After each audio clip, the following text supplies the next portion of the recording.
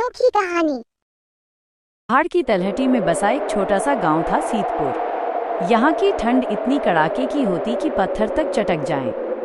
कोहरा इतना घना रहता मानो पूरी धरती पर किसी ने सफेद चादर बिछा दी हो। इस साल की ठंड तो जैसे लोगों को चैन से जीने ही नहीं देना चाहती थी। सुबह होती तो लगता जैसे सूरज ने निकलने से ही मना कर दिया हो। इसी गांव में हरिया अपनी पत्नी चंपा, बेटे गोलू और बूढ़े पिता रामदीन के साथ रहता था। हरिया जमींदार के यहाँ खेतों में बटाई का काम करता था और फुर्सत मिलते ही जंगल से लकड़ियां काटकर शहर ले जाता। उसका घर बेहद जर्जर हालत में था। मिट्टी की दीवारों में गहरी दरारें पड़ चुकी थीं। सुबह के 6 बजे थे। चारों ओर घना कोहरा छाया हुआ था। हरिया खलिहान में पुआल और घास इकट्ठा कर रहा था ताकि गाय को ठंड न लगे। घर के अंदर चंपा चूल्हा जला रही थी। चूल्हे से उठता धुआं और उसकी गर्माहट घर में थोड़ी सी राहत भर देते थे। गोलू रजाई में दुबका हुआ था। हरिया बोला, बाहर बहुत ठंडी है चंपा, इतने ठंडी की हाथ पैर जमने लग रहे हैं। एक कप मेरे लिए गरम चाय अदरक वाली बना दो। हाँ, इस बार तो ठंडी भी बहुत पड़ रही है। लोग तो बाहर ही नहीं निकल रहे हैं। इस बार तो और ही हालत लोगों की खराब हो चुकी है। मैं चाय बना ही देती हूँ। ठीक है चंपा, अब मैं काम पर जा रहा हूँ। हरिया अपने काम पर चला जाता है। चंपा गोलू से कहती है, मैं थोड़ा बाहर जा रही हूँ, तुम अपना और बाबूजी का ध्यान रखना। पानी लेकर मैं तुरंत लौट आऊंगी। ठीक है माँ, तुम जाओ और जल्दी ही आना। चंपा बाल्टी लेकर निकल जाती है। चंपा अपनी बाल्टी लेकर गांव के चापाकल पर पहुंची। वहां पहले से ही कुछ औरतें मौजूद थीं। अरे ओ चंपा, हाथ तो लग रही है कि बर्फ के टुकड़े हो गए हैं। इतनी ठंड है कि क्या ही बताऊं। ठंडी तो बहुत ही ज्यादा पड़ रही है। मेरे घर में तो इतनी हालत खराब हो रही है। बाबूजी भी बहुत बीमार रहते हैं। खांसी दवा के, कंबल के पैसे भी नहीं है अभी मिले। अरे चंपा, तेरा तो हर बार का गरीबी का आटा गीला वाला हाल है। तू तो हर बार ही रोते रहती है। ऐसे भी क्या मजबूरी रहती है तेरी, पता ही नहीं चलता।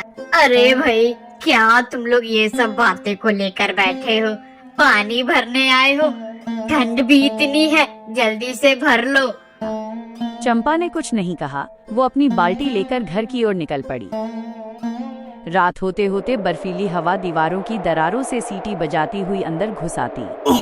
बूढ़े रामदीन खटिया पर पड़े पड़े खांसते रहते। ठंड में उनकी सांस और भी भारी हो जाती। एक शाम आसमान में काले बादल छा गए। हरिया बोला, लगता है आज पूरी मौसम बिगड़ने वाली है चंपा। बर्फ भी पड़ सकते हैं। तुम जल्दी से खाना लगा दो, मैं खाकर चला जाऊंगा, वरना काम पर नहीं गया तो मालिक खूब बरसेगा। ठीक है, मैं खाना लगा देती हूँ, पर तुम कुछ रुपए मालिक से मांग लेना। वो पिछले महीने की बनिए की उधारी बाकी है और काफी दिनों से घर में सिर्फ दाल ही रोटी बन रही है। सब्जी का तो कुछ पता भी नहीं है। कब से सब्जी तो बनी भी नहीं है। अरे मैं क्या ही बताऊं, पिछले महीने ही उसने कुछ पैसे दिए थे, जिससे मैंने गोलू के स्वेटर और घर के लिए आटे और दाल ले आया था। क्या करूं, वो इतना निर्दयी है कि मुझे पैसे भी टाइम पर नहीं देता है। हरिया खाना खाकर निकल पड़ा।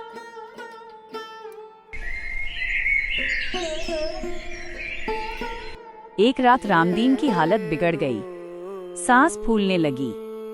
चंपा और हरिया बातें करते हैं। बाबूजी की हालत तो बहुत ही नाजुक होते जा रही है। मुझे तो कुछ समझ नहीं आ रहा है और ऊपर से डर भी लग रहा है।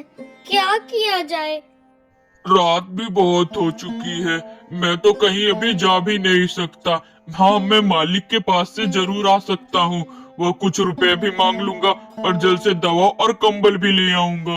अरे तुम लोग चिंता मत करो, मैं अभी ठीक हूँ, जल्दी ही ठीक हो जाऊंगा। बस थोड़ी ठंड और घबराहट लग रही थी। नहीं, मैं अभी कुछ न कुछ बंदोबस्त कर जरूर आता हूँ और मोटी कंबल भी लेकर ही आऊंगा। हरिया जमींदार के पास गया। अरे ओ हरिया, इतनी रात का भला क्यों आया है? बाबूजी की हालत बहुत ही खराब है मालिक, मुझे कुछ पैसे चाहिए और मोटे कंबल और दवाइयाँ लेनी है मालिक, जल्द से मुझे कुछ रुपए दे। अच्छा तो तू आ ही गया है तो एक काम कर दे, मेरे खेत में पानी लगा है तो जाकर मेड़ बना दे तू, और पानी भी निकल जाएगा और कल तक पैसे भी मिल जाएंगे। झाड़ी उठाई और काम पर निकल पड़ा। रात के 2 बज रहे थे। ठंडे पानी में उसके पैर सुन्न हो चुके थे। कांपते हाथों से वो मिट्टी काट काट कर मेड़ बना रहा था। बीच बीच में हाथ रगड़ता, लेकिन ठंड ऐसी थी मानो खून जम गया हो। उधर घर में चंपा अलाव जलाकर पिता और गोलू को गर्मी दे रही थी। सुबह जब सूरज की पहली किरण निकली, हरिया की हालत बहुत खराब थी। हाथ पांव नीले पड़ चुके थे, तेज बुखार चढ़ आया था, लेकिन काम पूरा हो चुका था। खड़ाते कदमों से वो जमींदार के पास पहुंचा। जमींदार ने उसकी हालत देखकर एक पुराना कंबल और कुछ पैसे थमा दिए। हरिया कंबल लेकर घर की ओर दौड़ा और आकर उसे अपने पिता के कमजोर शरीर पर डाल दिया। चंपा ने अलाव जलाया। धुएं के साथ हरिया की थकान और बुखार जैसे उड़ गए और पिता के चेहरे पर सुकून देखकर हल्की सी मुस्कान बिखेर दी। नैतिक शिक्षा गरीबी मजाक का नहीं, समझ और संवेदना का विषय है।